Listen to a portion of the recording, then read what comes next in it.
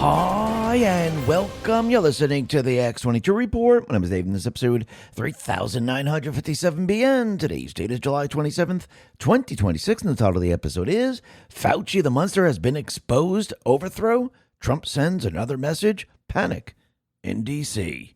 Now, did you know a new survey found that 1 in 3 Americans feel most self-conscious about their body at the beach? More than anywhere else, summer is here. The trips, the pool days, the photos are already happening. And if you've been eating better, cutting back, generally trying, but cravings keep taking over no matter what, that's not you being weak. Your hunger hormones are working against you. This is why I'm obsessed with GLP-1 Elevate. Instead of a pharmaceutical override, it uses clinical studied plant-based ingredients like metabolate to naturally restore my body's own hunger control signals. In clinical studies, it raises GLP-1 levels by 56% and cut calorie intake by 20%. No prescriptions, no needle, just quieter cravings, real fullness, and a body I'm actually proud of this summer. To kick off summer, get 51% off only at trimwithx22.com. Every order comes with free VIP coaching for life, a 60-day satisfaction guarantee, and free express shipping with subscriptions. Once again, that is trimwithx22.com, or just click the link in the description. Let's get into the economic collapse, political and geopolitical news. Now, the deep state, the corrupt politicians, big tech, fake news, the puppet masters, you can see that Trump, he is putting out message after message, letting everyone know to trust the plan, letting everyone know that he's creating chaos for the deep state players, letting everyone know that he's exposing the entire system. And think about what just happened. Fauci, his diary was released by Rand Paul, and Fauci the monster is now exposed to the entire country. And of course, the fake news, most likely they'll probably try to stay away from this. But again, he's going to testify. Remember, he was pardoned. It doesn't mean he can plead the fifth now. He's kind of trapped in all of this. And the more information that you get about Fauci, you realize he lied about everything. Actually, when you really look at it, he was one of the individuals that was behind all of this. And this is what people are now seeing. Remember, the deep state players, they use the criminals that they put into place a long time ago. They use them to push their agenda. Now, again, it's just like a huge corporation.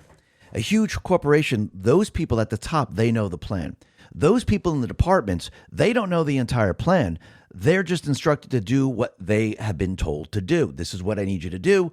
And you know, since they're criminals, they have no moral character. That's why you put them into place. They will carry out those orders.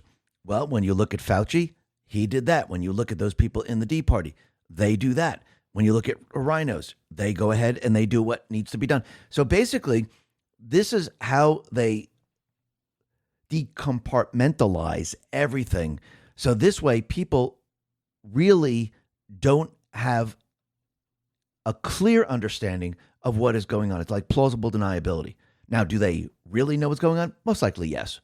But again, they could say, I don't know. This is what I was doing. This is my function. This is what I do. I didn't know about that. It's almost like when the news comes out, the CIA feeds the fake news, the information goes to the propaganda networks. Then the Ds, they use that propaganda network to push their agenda. Well, I got that from the news. See, and well, the news says, well, we have anonymous sources. We don't want to give them up. This is how the whole system works. But now what Trump is doing and what Rand Paul and the rest are doing, they're revealing the internal documents, their thought process of what was really going on during that period of time. And this is not something that's made up. It's what they put out there. And now it's being exposed. Remember, they used all of this to overthrow the United States government. Yes, that wasn't the only agenda. Yes, they had other agendas going into this. And they used COVID to, number one, they needed to get rid of Trump because if Trump was still president, they'd have a major problem. They wouldn't be able to move forward with their plan. So they used it. Now, of course, they also were going to use this for the Great Reset. They thought this was a great opportunity. They thought they had the strength, the power to do all of this. But Trump, he actually trapped them in all of it. And you could see since the very, very beginning, Trump has never really gone directly at the deep state. He uses the people to see the truth. And sometimes it takes a little while because, again, sometimes the people must really see it to understand it and actually believe it.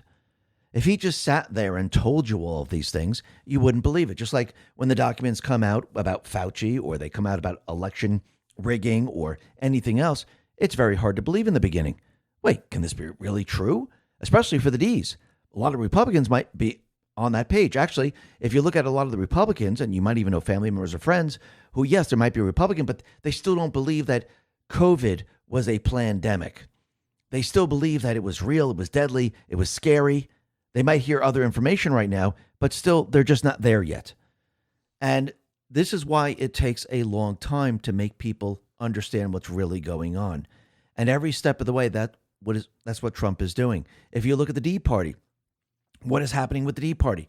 The people are now, even in the Tea Party, they're realizing it's a communist takeover. And most of the moderate Ds, they don't want to be involved in that. Some of the moderate Ds are saying, listen, I'm not staying with the party anymore. Even Fetterman is questioning the party at this point. What do you think the people are going to do? Remember, moderate Democrats, they're still hardworking families. They believed in something. They're still trying to support their children and everything else. And when they start to see this, they have to question, all right, do I go with the communist? Do I go with the woke agenda? Or do I use my common sense? What do I do here? And this is what Trump has been showing the people of this country every step of the way. And while he's doing that, he's also dismantling the entire system that they put into place. Actually, Catherine Herridge just came out with a report, and the globalists, the deep state players, were very worried from the very, very beginning that Trump was going to destroy their what? Their system. And they've been trying to stop him ever since. That's what this is all about. We're taking back the power. And right now, Trump is sending us message after message after message that there's major, major panic in D.C. And that is what we're witnessing right now. The Ds are panicking. The fake news is panicking. They're losing the narrative every step of the way. They're losing their system every step of the way. And I think this is why, and we mentioned it yesterday, this is why Trump put out a video of Ali and Foreman fighting, and Trump has been taking all the punches, and the deep state players, they're running out of energy. They're running out of ammunition. They're running out of power. And Trump is letting us know this, that he's getting stronger and stronger and stronger. And when the time is right, he's going to hit and hit very hard. Is he hitting with little jabs right now? Absolutely. But I do believe the power punch is definitely coming. And you could see that the country is definitely waking up. I mean, think about all the companies that have been pushing the woke agenda. Look at Target, you look at Bud Light, you look at Cracker Barrel. What do they all have in common? They pushed it, and what happened? They lost money, which means the people weren't agreeing with it, because who are the consumers? The people of this country. So if people aren't going to Target, the consumers are saying, we disagree with this. We don't agree with what you're doing. We reject it. If Bud Light is not making sales, the people of this country are saying, we're not going along with this. We reject it. If people aren't going to see Disney movies, the people are saying, you know something? We're not going along with this. We reject it. Just like the Cracker Barrel CEO, she found out the hard way.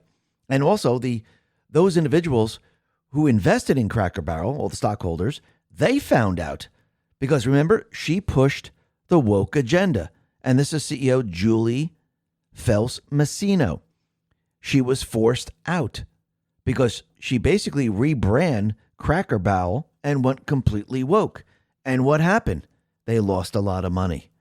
Sean Davis says Cracker Barrel's closing stock price the day Julie Fels Massino was named CEO was $97.48. On Friday, it closed at $53.71, which means its incompetent woke CEO destroyed nearly $1 billion worth of the company's market cap. It was a complete and utter disaster. Now, again, if the investors and the company, they want to go in this direction, fine. You'll destroy the company. All those people that are working for the company, kiss your job goodbye.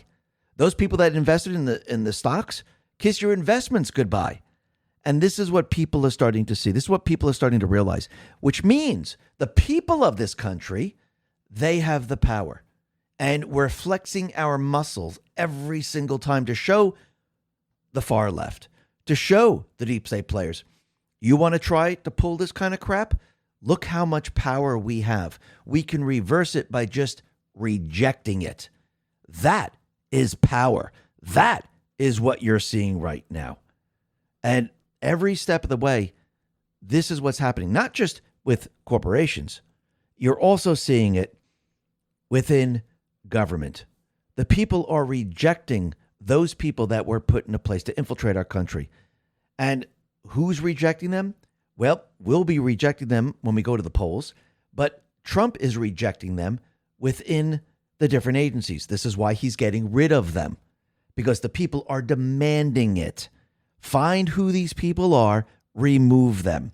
And what just happened? Well, it looks like a DHS agent who was, I guess, manipulating the illegal alien numbers who were present in the U.S., it looks like he was relieved of duty. Mark Rosenblum.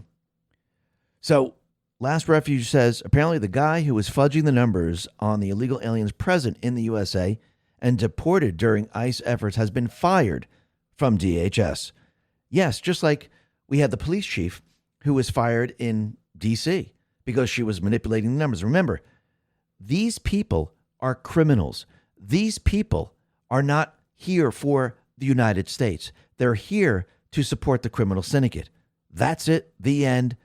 And most of these people are going to have to be removed. Most of these people were put into place by the deep state players. They've been there for a very long time.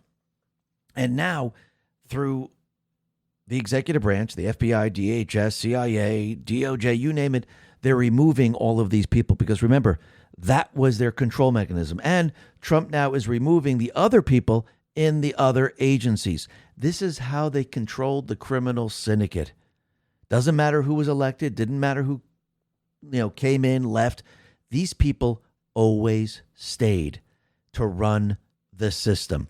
Remember, the system is being run behind the scenes. The system is being run by those people who want to destroy America.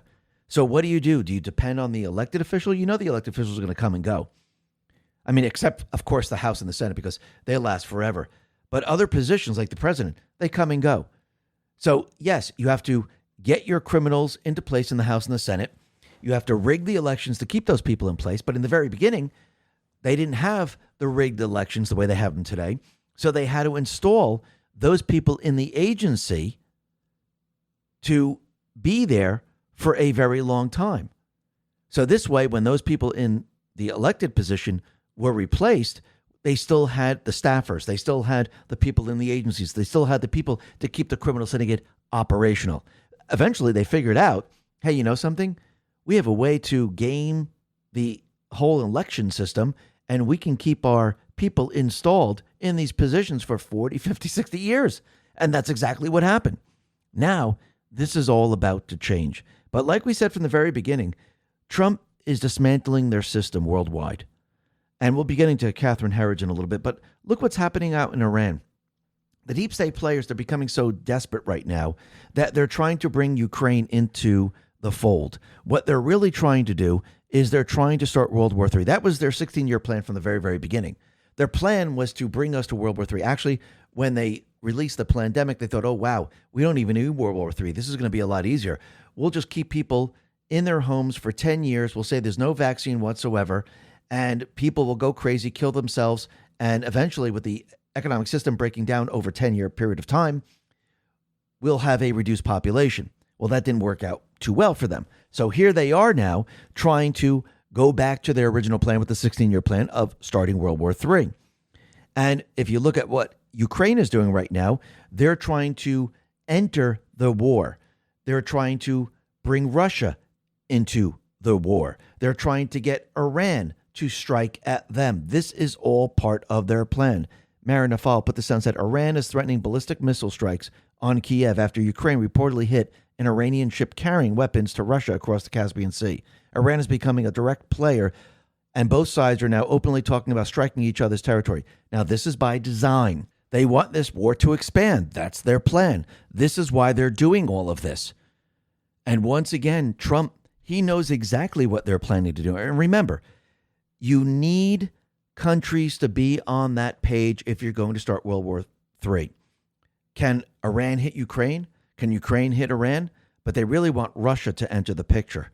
That is not going to happen. That is the problem they're going to have. The Last Refuge says, it is uncomfortable for many to accept that much of Europe, NATO, and the deep state have moved from covert to overt actions intended to provoke an enlargement of military action against Russia. The main question never asked is why this coordinated effort began in 2013-2014. What was it about Russia in the post-Soviet era that was evaluated as a risk to the West? So once again, you can see they're pushing this, and they're pushing it very, very hard. But Trump, he knows the playbook. He knows exactly what they're trying to do. And you could see that the deep state players, they're trying everything to try to get Trump to stop him from attacking Iran. I mean, they're saying, oh, we're running out of weapons. Oh, we should just end Iran right now. Oh, look, now Ukraine is going to be entering the picture. Oh, look, Russia is going to be entering the picture. They're trying everything they possibly can to stop Trump from getting what he's going to get from Iran. He's going to get everything that he set out to get. And this is what they don't want to happen. So basically, he's letting everyone know that Iran's military is destroyed. He says they want to meet, and we're meeting. We'll see what happens. There's a chance we could make a deal. Without what we did, they wouldn't even be talking to us. Trump says we have a lot of ammunition, different types. Biden gave a lot to Ukraine, and so we're building that up. But we have a lot of mid-level stuff too. I mean, more than we could ever use, no matter what. So do you really think Trump went into this after he rebuilt the military and planned all this out? Do you really think he said, okay, you know something? I know we have a little bit of ammunition. Hopefully we can get, Iran demolished and destroyed. And hopefully we don't run out of ammunition. I mean, does that even make any sense? Think logically. He knows, and he said it multiple times, that he was going to have to use the military to go after the deep state players. He built the military in this first term. He's using it now. Why would he rebuild it the first term? Because once again, he knew what it was going to take. They already war gamed this out. He already knew how long it was going to take, what it was going to take, and what we were going to need to accomplish this. Do you really think he said, okay, we have a couple, how many bullets we got? Okay, listen, that'll last about a week or so. Hopefully we can do it. Or do you think we have more than enough to carry out the mission? I mean, think about it logically. The only people that are saying we're running out is the propaganda networks. This is what they do to confuse everyone. And think about what Trump also said, that we're going to be using Iran's money to pay for the damage they did. In other words, the Iran money that we control will be used to pay for damages. So the deal that was put into place before, which is really the memorandum of understanding, is pretty much out the window. And the longer Iran takes, it gets worse and worse for them. But I think Trump knows that eventually Iran will never give in. Because again, it's a terrorist organization. They're instructed by the central bank, the deep state players. And he knows he's not dealing with a nation that cares for their people, that cares for the nation. He's dealing with a individual terrorist organization that will fight to the very end, because that's what the deep state, the central bankers set up.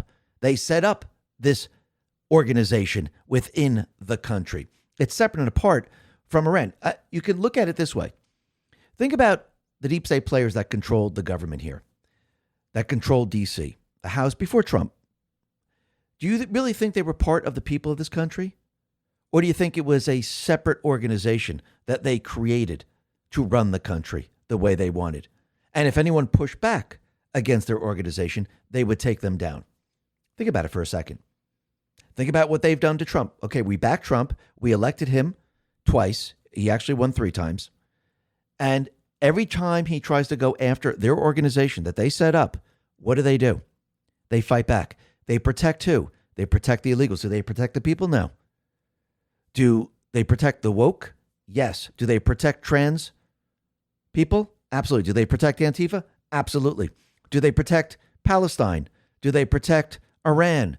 Do they protect the terrorists, the drug cartels? So when you start to think of this, you have to think of it like we have here. We had a criminal organization embedded in our country. They didn't care about the people. I mean, look what they did during COVID. Do you really think that organization that was established within government, remember Trump was the president, but again, they controlled the agencies. They controlled everything. It was a criminal organization. And what did they do? They lied right to your face. They didn't care if you were killed. They don't care if you took the bioweapon. They don't care if you died. They didn't care if you didn't see your loved ones. It's the same thing with Iran. There is no difference. They don't care about, and this is what he's dealing with. And once again, he has to take a different approach. He has to take the approach that they are a terrorist organization. Now, is he going to try in the very beginning to say, okay, listen, let's make a deal? He needed to show the people of this country and the people of the world that this terrorist organization doesn't want to work for a peace deal. They don't want to receive the money. Think about it. They didn't want to receive the money. They didn't want to receive anything that he was going to give them. None of it. Instead, they rather fight to the very end. Think about it for a second. What do you think the criminal syndicate in this country is going to do? They're going to fight to the very end. So he has to take a different approach. First, he had to show the people, which he did. He had to get control of the oil prices, which he did. If you notice, oil prices are going down now. If you notice, they never went up to 105, 110, 115, 20 the second time around.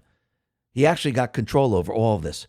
The fear pricing is pretty much gone. I think they're going to go even lower. Actually, when the regime is removed and the oil is decentralized across the world, you're going to see oil prices drop probably to about $40 a barrel or so. Gas prices are going to come down very, very low. I wouldn't be surprised if they come down even lower than that.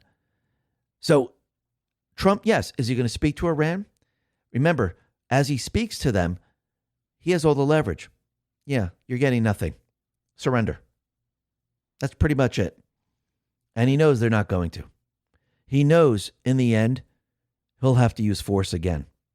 Remember, this time around was, what? You want to make a deal? Boom. I didn't hear you. Make a deal? Boom. All right, surrender. You don't want to surrender? Okay, boom. That's all they're hearing on the other side. Now, the deep state players, they're trying everything to stop this. They're panicking. And remember, Trump and team, United States, we control the Strait of Hormuz. Who goes in, who goes out. There are no ships going in or out unless the U.S. Navy says so. Iran has no control over this. And everything the Houthis have been trying to do, it's not working. Yes, you might see a drone here or a missile there. But again, overall on the battlefield, they're not winning whatsoever. The total control is with the U.S. Trump has it. He knows it. That's why he keeps saying to the fake news, we destroyed their military. We destroyed their regime. This is the long game. Eventually, we're going to win it all. And Trump put this out on Truth. He says, it's our oil tanker now, and it has the Iranian flag, and he put up, it's him on the ship with the American flag. Because every step of the way, he is destroying what the deep state players have put into place. And when you start to look at what happened going back in time to 2020, where they overthrew the United States government, they used COVID to do this. Well, another part of the election rigging or the overthrow of the United States government and a duly elected president has now come into focus. And that individual is Fauci. Remember, he was the poster child. Oh, whatever he says is golden, but he didn't have any science to back anything up. There were no peer-reviewed documents. There was absolutely nothing. It was all fake. Again, you were lied to once again. Alexa Henning says, during the first administration, Fauci was impossible to get off TV. He's an egomaniac obsessed with attention. He used to tell hosts directly that I was keeping him off TV, and I get calls from Chris Cuomo and others yelling at me that I was endangering the lives of the American people if I didn't let Fauci on TV. Another time, I recall a conversation we had where I said maybe it wasn't a good idea to go on SNL. He looked at me and said, SNL? Who do you think will play me? Brad Pitt? Yeah, Tony, Brad Pitt. So once again, he has an ego problem.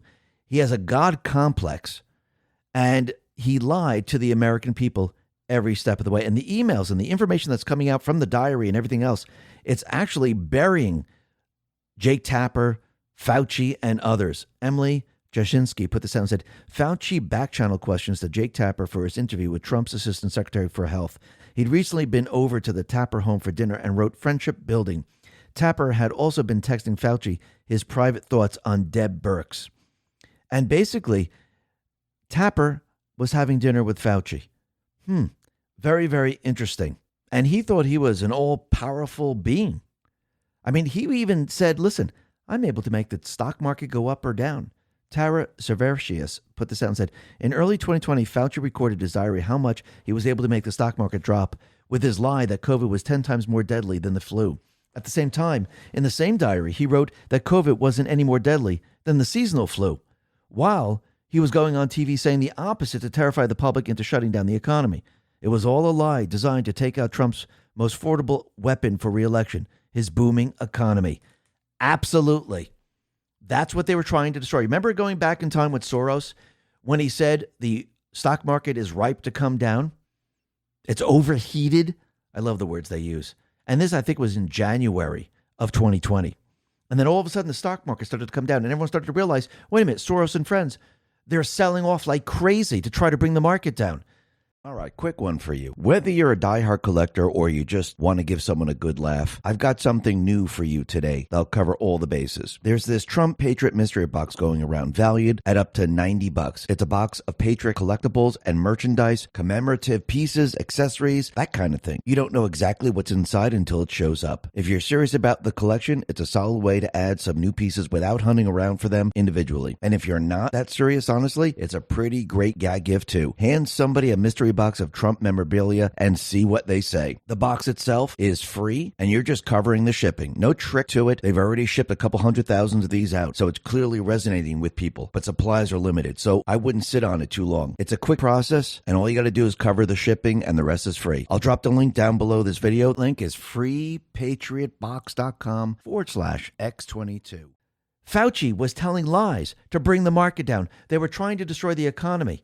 And when they couldn't do that, they had to maneuver and move forward with a full-blown plandemic. And it was a plandemic. Kaneko the Great put this out and said, Fauci's private diary, March 2020. March 21st, deaths, 9,800. Big front page article about me appeared in the Washington Post. Very flattering, Fauci says. My national and international fame is explosive and really unimaginable. It is not hyperbole to say that today I'm the most famous and talked about person in the country and one of the most recognizable persons in the world. March 22nd. Cases continue to soar, 30,000 in the USA, with 400 deaths. Press is going wild with me. Front page in Washington Post yesterday, an op-ed by Maureen Dowd in New York Times today about me. Profile by Peter Nichols on me in the Atlantic. He tracked the body count and his press clippings on the same page. Fauci's diary, March 15, 2020. I convinced New York City Mayor, Cali Governor to close schools, bars, and restaurants. Fauci, July 26, 2022.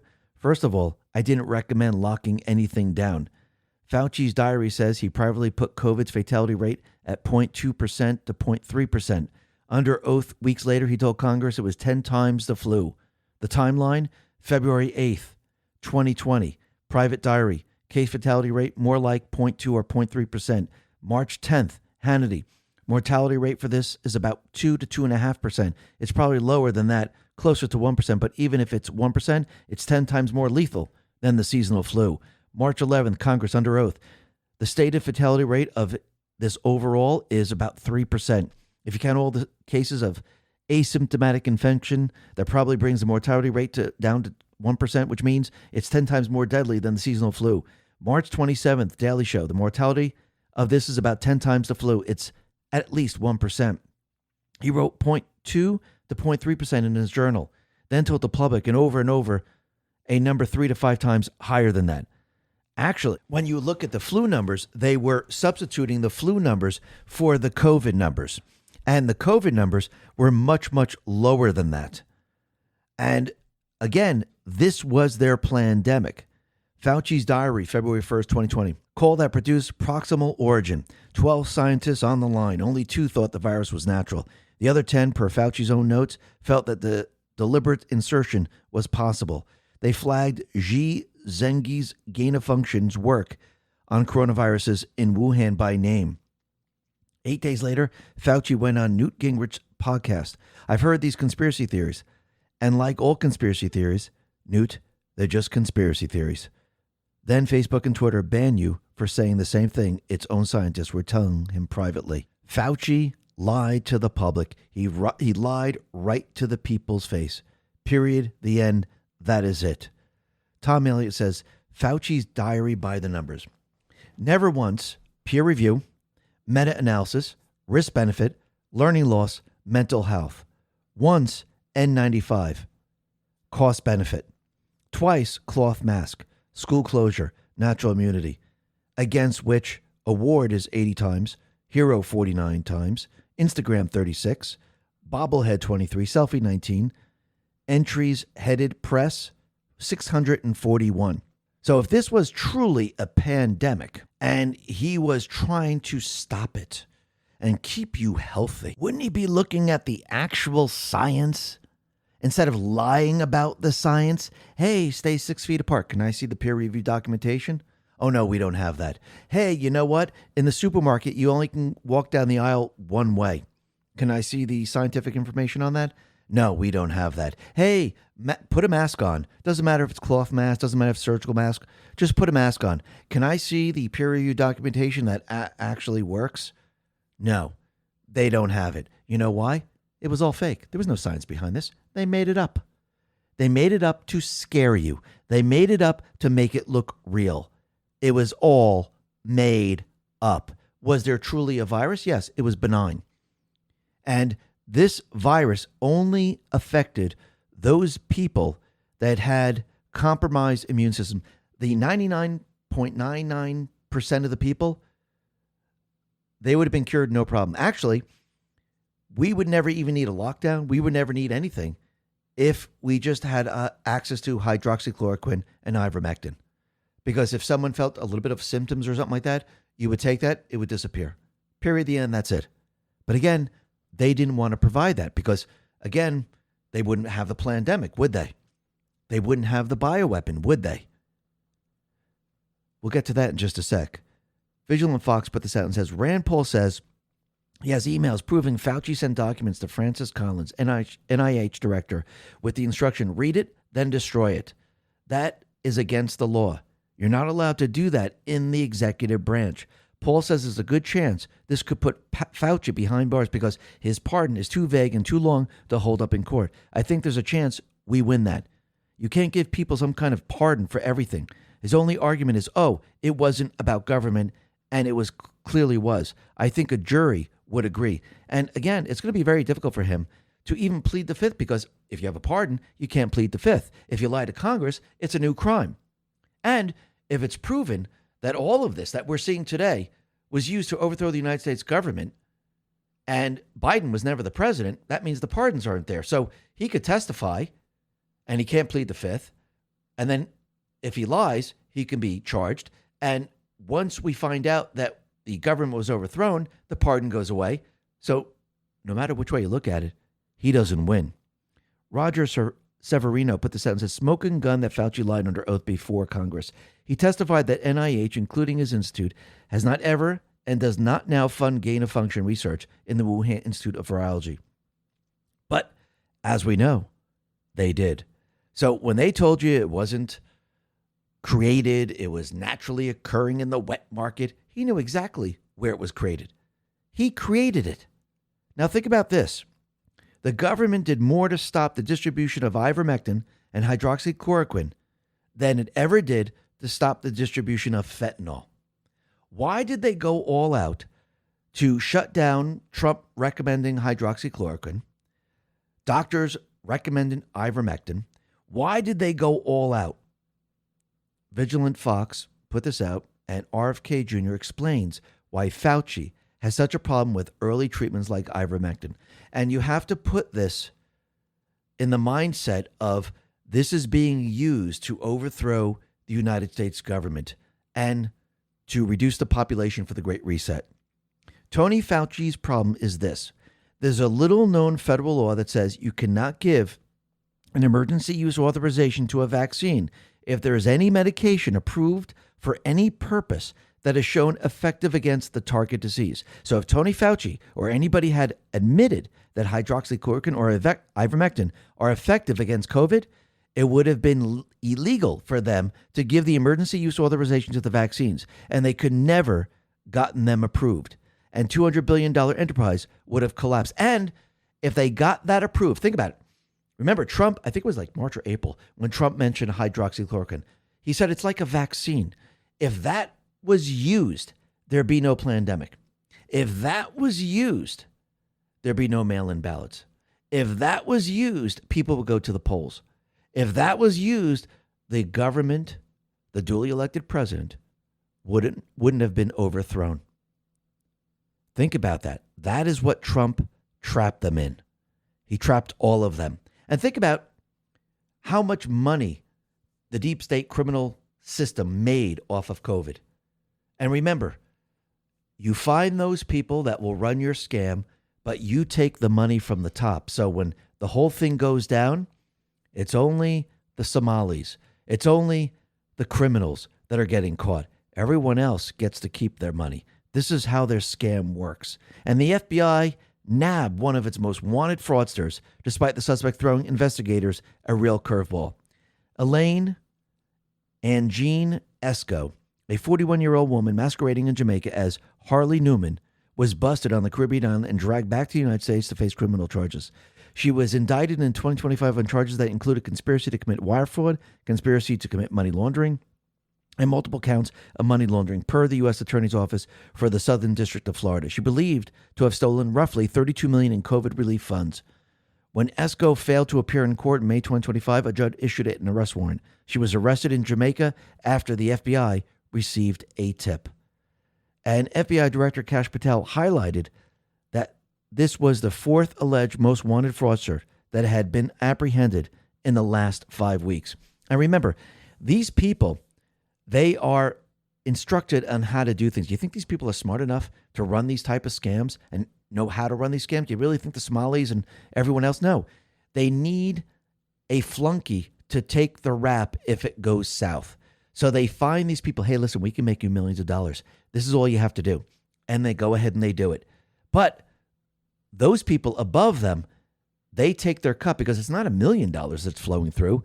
It's billions upon billions that are flowing through. And they use NGOs, they use shell companies, and they take their piece. But the only person that is arrested is the person who's running the whole thing at the bottom. So what do you have to do?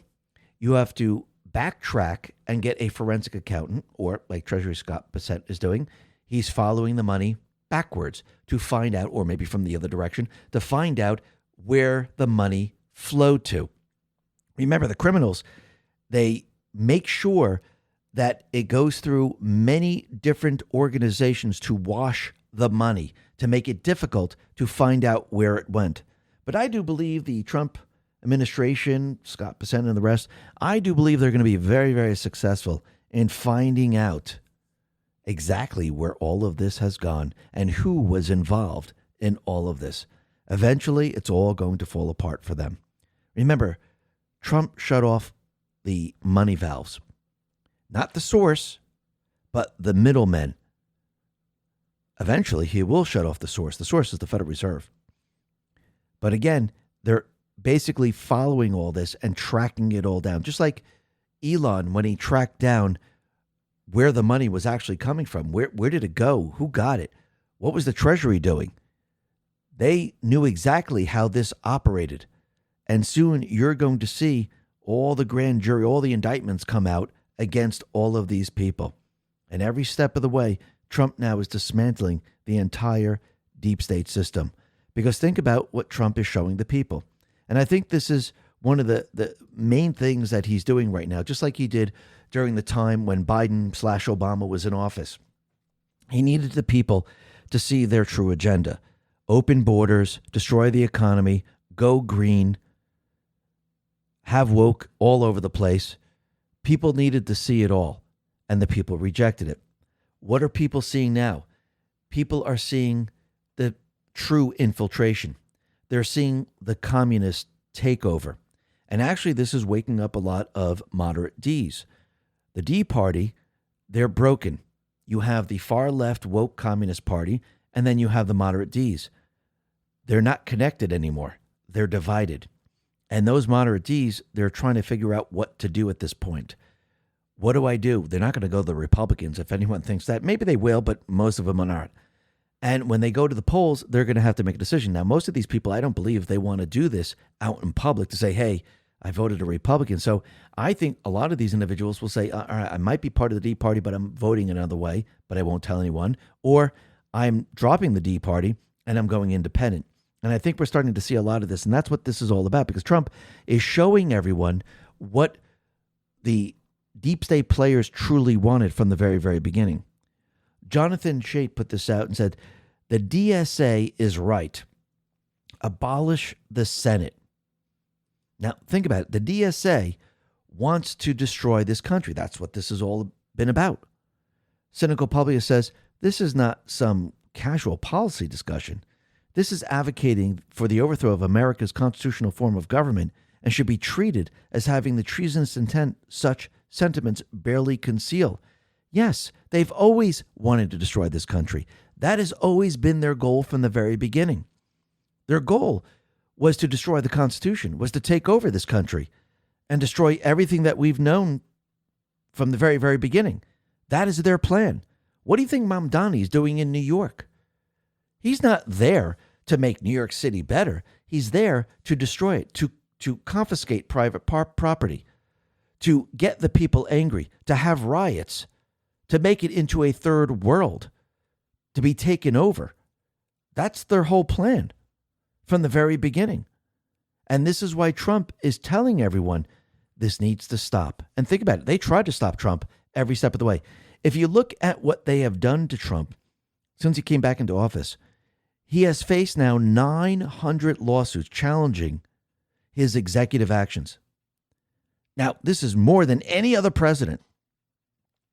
The volume and speed of the legal assaults of this Trump administration were extraordinary from the onset. By February 20th, 2025, less than 1 month after inauguration, reporting based on the Just Security Tracker documented 75 lawsuits challenging the new administration executive actions had already been filed. I mean, really think about that for a second. A review of the representative sample of 126 case listings drawn from the Just Security Tracker performed by the author reveals a striking geographical concentration. Nearly half of the cases in the sample, approximately 44%, were filed in a single court, the U.S. District Court for the District of Columbia. Roughly two-thirds of the sample cases were filed in just 4 districts: the District of Columbia, the District of Maryland, the District of Massachusetts, and the District of Minnesota. Maryland, Massachusetts, and Minnesota together accounted for about 23% of the sample.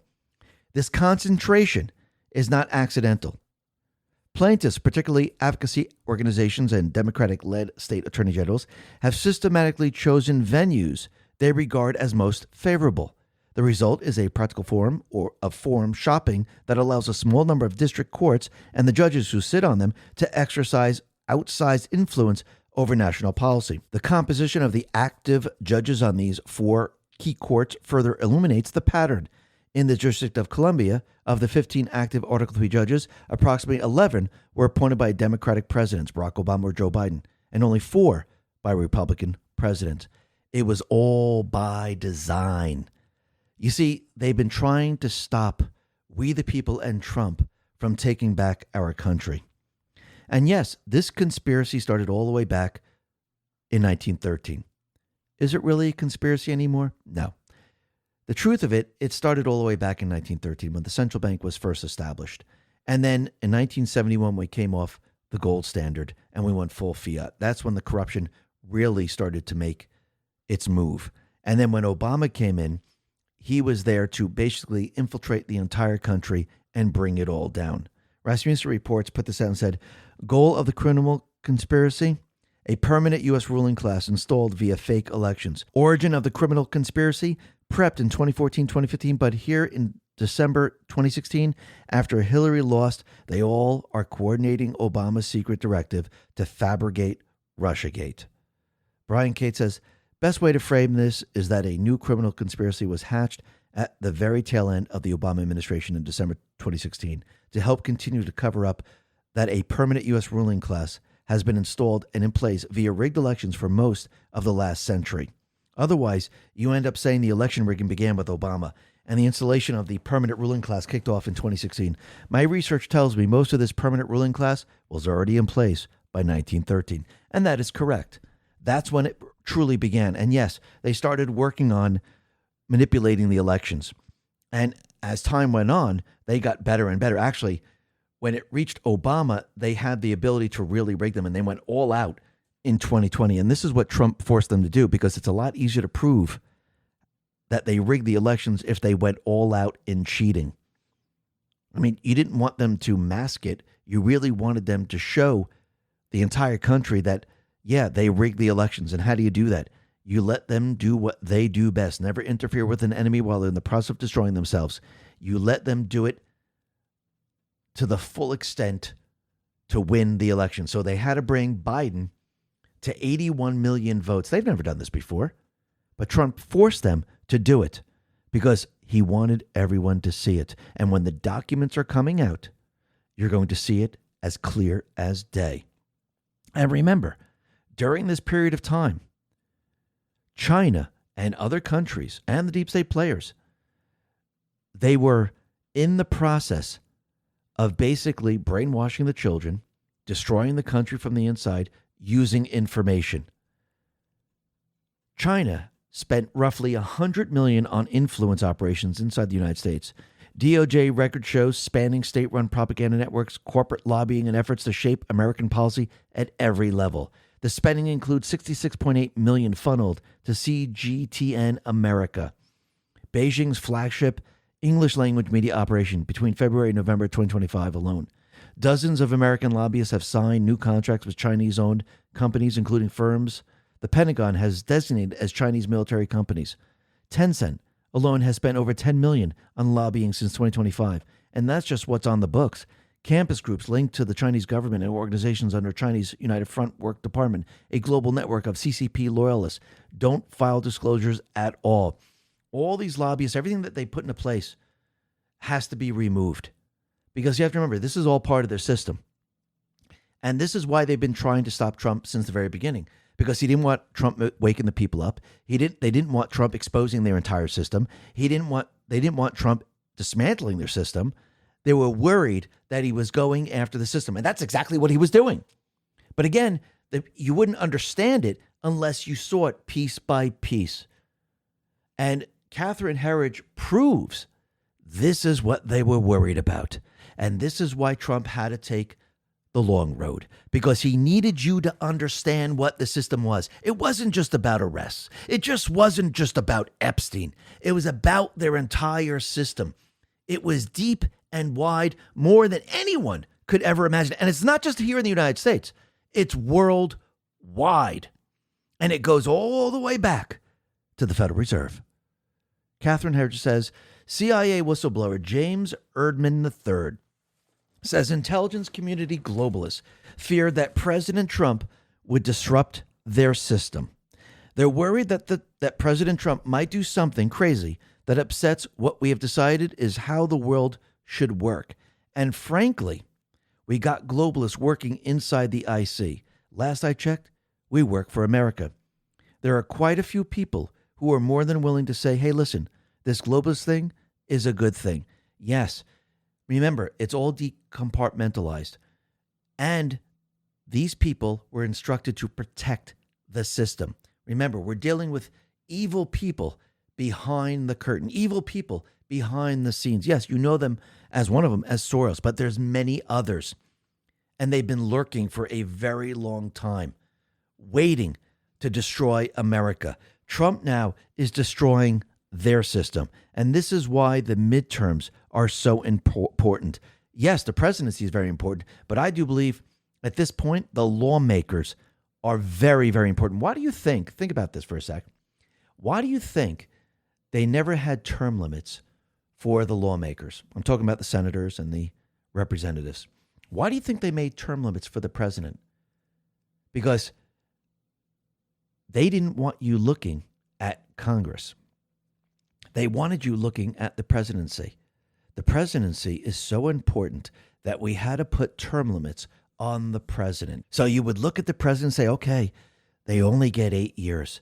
And then we have a new one. Oh, look, see, now we have someone else. Again, they're all part of the same group until Trump came in. Well, we also had JFK. We also had Nixon. We also had Reagan.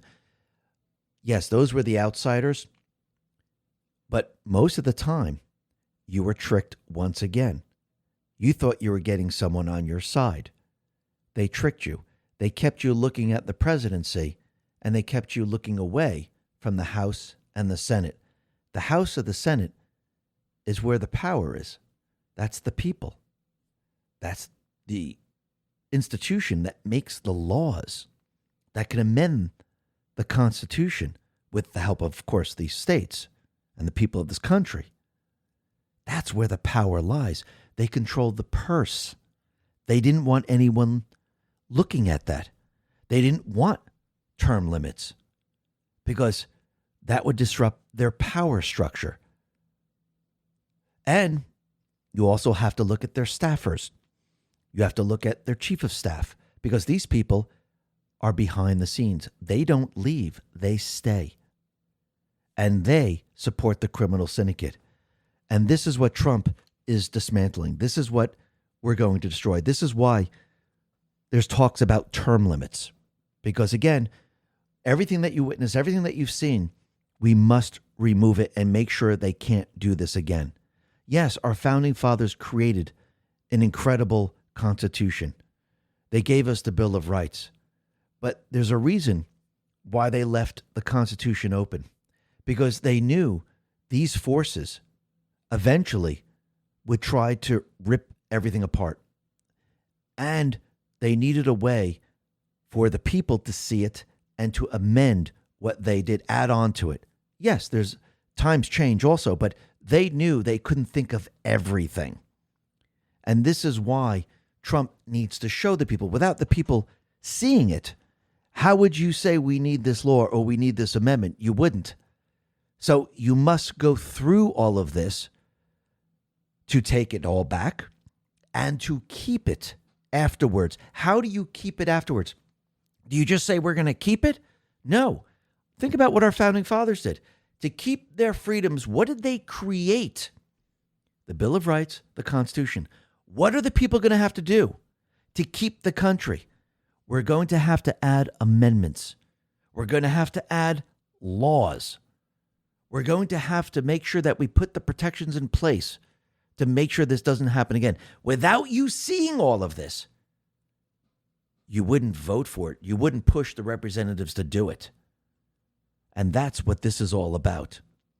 And you can see every step of the way, the deep state players are panicking because Trump is ripping their system apart.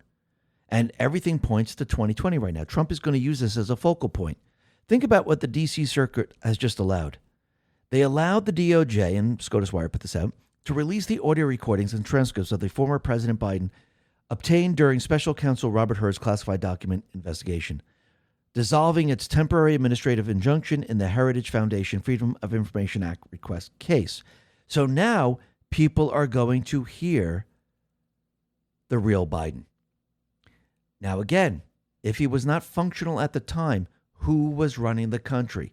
If he cheated in the election, was he truly the president? Think about the narrative that Trump now is building to take down everything that he did, everything that Obama did. Think about all the nominations, all the people that were confirmed. Think about all the executive orders. Think about all the laws that he signed. Think about that for a second. Are they reversed? Because if someone stole the election and they were not functional at the time, could they actually uphold their duties as the president? No, they could not. And you could see every step of the way, Trump is draining the swamp. He put D&I Polte into place for a reason, to remove those people that were there to manipulate and actually do we the people harm. D&I Polte put this out and said, since becoming acting director of national intelligence, our team has been smartly and carefully reducing the size of ODNI, refocusing ODNI on national security, the law, and the statute. As of this evening, we've just finished our fourth round of thoughtful, measured layoffs. Thank you. Yes, this is what we call draining the swamp. And as those people are being removed, the deep state players are losing their leverage. Soon, they'll have no leverage in the executive branch again. It will all be gone. We have to focus on the House. We have to focus on the Senate. We have to focus on our local elected officials. And we have to make sure that our elections are secure. Now, what's very interesting is we know that New Jersey has a major, major problem. It's not the only state that has a major problem. It's other states. They're all going to fall into this same type of category because, again, they use the same exact tactics in all other states. And think about it. We've come to find out that the jury duty, they had pages and pages of illegal aliens on there. Now, they aren't citizens. They shouldn't be on there. The question is, this now opens up all the criminal cases because how many of these individuals that were on the jury rolls, how many of them actually served on a jury? Is this a problem now? Think about it. Last Refuge says, after reading the results from New Jersey, the question is, how many jury trials have been conducted using illegal aliens as jurors? Has any defense attorney ever investigated the citizenship status of each juror that convicted their client? If not, why not? So wait a minute. How many cases are going to be open now? We want to see the citizen status of every single one of these cases. Wait a minute. These people aren't citizens, and you said my client is guilty? Well, these aren't his peers or her peers. These are people from another country. They're not citizens. Throw it out. Throw it. This is going to open up a can of worms. This is a complete and utter disaster if you really think about it. Absolutely unbelievable. But you can see the deep state players, they're trying to protect their system. And an appeals court has now blocked Trump's mail-in voting order in 23 Democrat-led states, setting up a SCOTUS fight. And you know what's going to happen. I do believe Trump in the end is going to win, just like he's winning in Tennessee. The federal court now has denied the motion to halt the Tennessee reapportionment. So the U.S. District Court of the Middle District of Tennessee said the plaintiffs did not prove that race was a factor when drawing the district lines. So they're not going to redraw everything. What the Republicans did, it stays the way it is. Now, what's very interesting, you could see at this point in time, Trump is going all out to push the Save America Act. Now, think about this. Why didn't he go all out in 2025? Why didn't he go all out in the beginning of 2026? Why did he wait until now to go all out, to go and get the Save America Act passed? I mean, we know the Senate might be going on recess in August. I mean, yes, there are those senators saying, no, we're not doing this. And they shouldn't go on recess. They should pass the Save America Act. But why did he wait for the very last minute to push all of this, which I find very, very interesting? And McConnell, which we'll be talking about in just a sec, but McConnell, his office just released a new photo of him and his wife, Elaine Chao. And the photo was taken yesterday per his office. So many people have been running this through AI. And when I ran it through AI, it didn't say it was an AI photo. It didn't even say it was manipulated. Maybe other people are finding different results, which I find very, very interesting.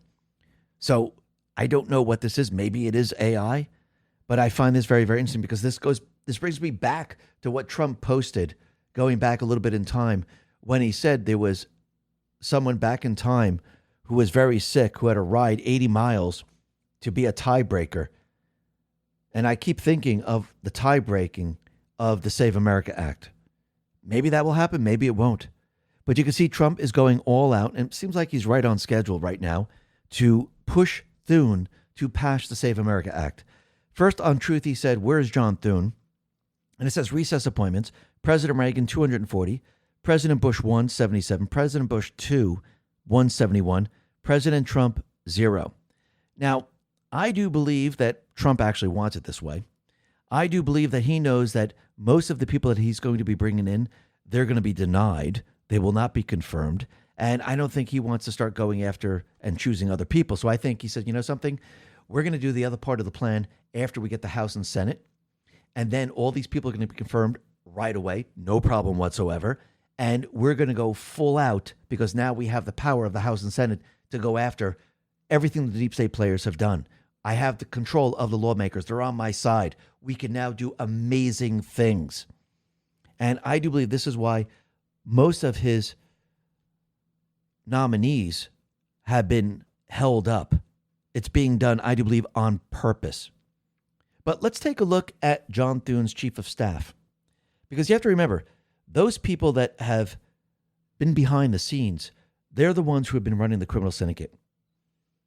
Kentucky Girl put this out and said, John Thune's chief of staff is attorney Jeffrey Antel. Antel worked for Paul Ryan's Speaker's office as assistant to the Speaker for Policy and Counsel. Isn't that interesting? A Harvard law grad, he previously worked at Sidley Austin in D.C. Sidley handles corporate law, litigation, and regulatory law. As a junior associate from 2007 to 2010, Antel focused his practice on international trade, dispute resolution, and regulatory enforcement. According to Open Secrets, 75 to 90% of his political contribution from Sidley Austin-affiliated people go to Democrats. Antel also has ties to the World Trade Organization and had an internship at the U.S. Trade Representative Office in Geneva. He helped staff a ghetto work payment clinic through the Jewish Social Services Agency to assist Holocaust survivors and research country conditions for HIV-related asylum cases. He is an institutional Republican staffer, if not a globalist. One of the swamp's true insiders. He makes about $226,000 a year working for Thune. And Trump says John Thune should not allow the United States Senate to leave town until it passes the Save America Act, or, far better still, terminates the filibuster, where Republicans can then quickly pass everything they ever dreamed of, including a full and deep-throated Save America Act, the budget, and the ever-looming debt ceiling disaster of 1929. The Democrats will do it on day one and can't believe how lucky they got with the Senate leadership. Remember, stupidity always brings losing and death. President DJT. And think about what Trump is actually showing the American people. The Republicans, they're not together. The Republicans are not on the same side. There are rhinos and then there are true patriots. That's what he's showing everyone. Do you see the split? So again, these people that are not working with the president, they're not working with the Republican Party, they're not working with MAGA. These are the people that actually have to go in the end. And this basically shows you that they're not for this country. Just because they're Republican doesn't mean they're for this country. The rhinos are Republican in name only. That's why we call them rhinos. Most of them are Democrats. So once again, I do believe he's sending a very clear message, letting everyone know the difference between someone truly for this country and someone who is not.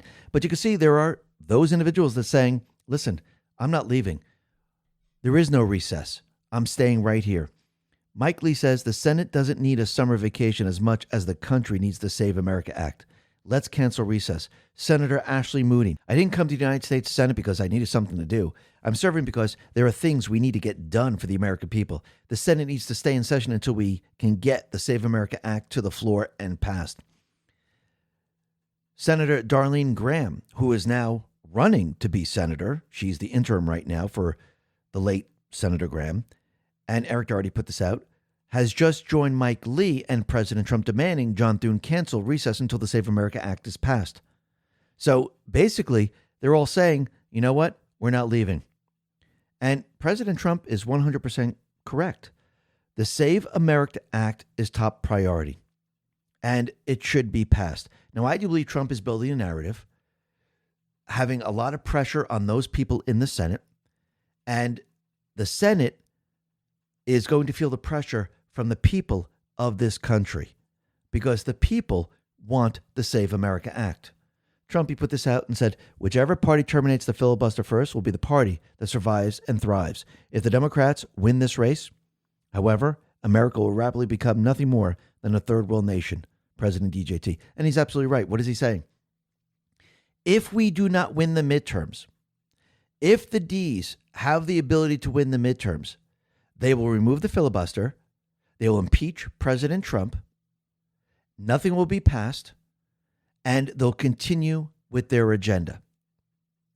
This is what he's showing the American people, just like he showed what happened when you rigged an election and you bring in someone who has dementia and you have Obama running the country. He's doing the same thing now. Everybody wake up. And this is why he's declassifying what they did in 2020. He's showing the people. People must see it. They must understand what happened. And they must force the Senate to get the Save America Act. Now, I do believe personally that Trump has waited until right now, the last minute, to have this push. Because one way or another, he's either going to get the Save America Act or he's going to use the executive order.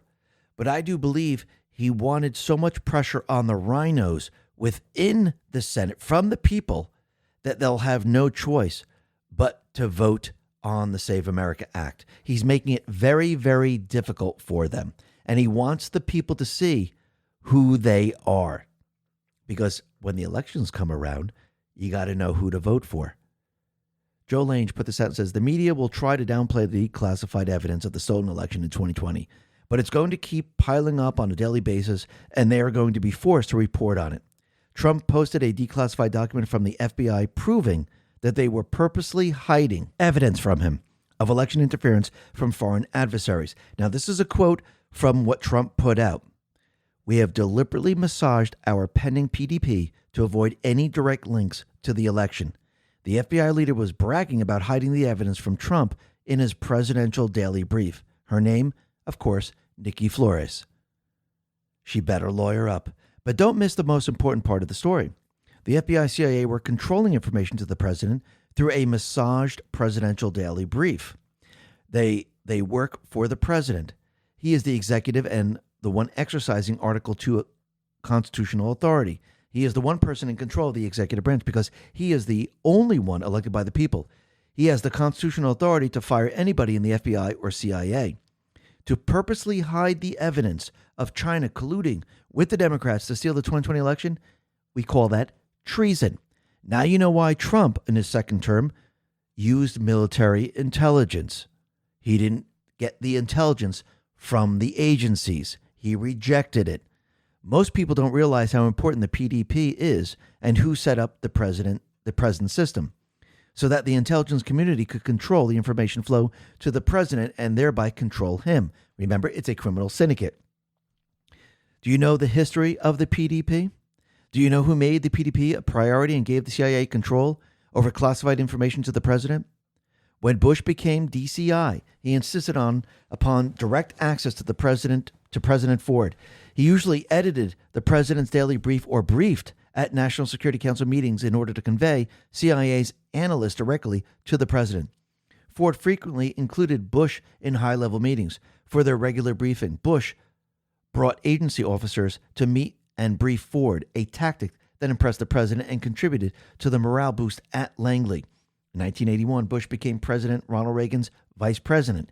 He brought with him a deep appreciation for the president's daily brief and read it avidly throughout his vice presidency. When Bush became the 41st president of the United States in 1989, he made a CIA briefing his first order of daily business in the Oval Office. The reason I like to get intelligence from you folks is that you tell it like you see it.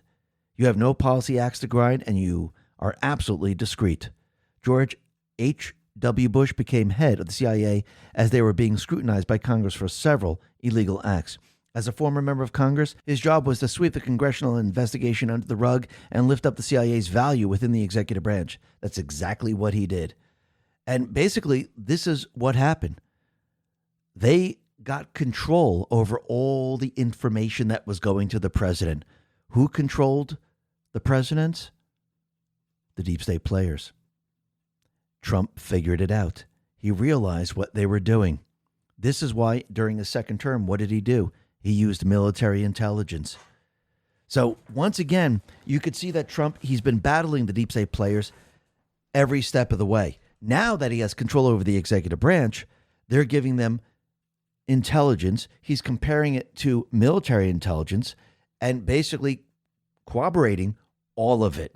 Think about that for a sec. And you can see that Trump right now he's pushing the entire country into going after the Senate. And there's a lot of pressure on the Senate right now. And once again, he's going to force the issue at the last moment. Remember, I do believe he did this on purpose because, again, if he issued his executive order back in 2025, the deep state players would have a long period of time to create something to try to override this. If the Save America Act was pushed back in 2025 or the beginning of 2026 and it was passed, they would have time to create some type of plan to override the Save America Act. If it looks like it's tough to pass and we can't get it passed, and the states won't have that much time to implement all of this, the deep state players aren't that worried about it. But if Trump adds an executive order on top and just says, let's do the basics, voter ID, one-day voting, paper ballots, well, this shuts down the deep state plan, doesn't it? So no matter which way you look at it, Trump, we the people, we win. Even if there isn't a Save America Act, he has the executive order because he's going to show it's a national security threat because they rigged the elections in 2020. If he has the Save America Act, we already have a law. He can take the executive order, place it on top of the Save America Act. And yeah, the deep state players, they could try to sue, but Congress just passed a law and they won't have that much time to seek an injunction. Even if Trump creates the executive order, he's going to show it's a national security threat. Now, they might try to place an injunction on his executive order, but it's not going to hold. And again, it's going to be shown as a national security threat because all he has to do is declassify and continually declassify all the evidence. And the people of the country are going to see this. Doesn't matter what the judges say. This case is going to go quickly up to the appeals court. And most likely the appeals court is going to say, no, it's a national security threat. We can't get involved with Trump, the presidency, because again, they're not seeing the classified information. They don't have access to any of this. So no matter which way you look at it, Trump, we the people, we win. But Trump, he continually sends out more and more messages. Joe Lange once again says, anybody catch this? Trump posts 3 times using the word guardian and then posts a movie poster of him saving the country in a time travel epic. But in between, he posted Panic in D.C. Anybody remember the Q drop with 3 movies playing at the same time? Pfizergate, Panic in D.C., and Guardians of the Pedophiles? Q drop, 4904. When you look at it, it says the following.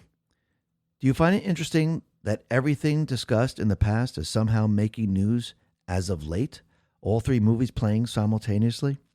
Is Trump telling us that the 3rd movie is about to begin? Are the big political figures connected to child trafficking about to be exposed publicly? Is declassified evidence about to drop on the pedophiles in our government? Clinton's, Obama, Adam Schiff? Or are we going to see indictments coming out after the midterms? Because once again, you could see there's panic in D.C. You could see that there are people that are connected to Epstein, where they're being blackmailed.